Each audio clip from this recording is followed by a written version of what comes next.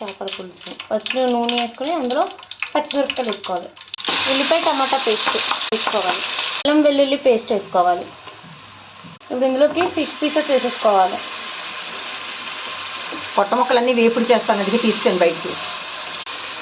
Salt add చేసుకోవాలి, కళ్ళు rock salt ఉంటుంది, ముక్కల మీద వేసుకోవాలి. ఉప్పు నీసువాసన రాకుండా.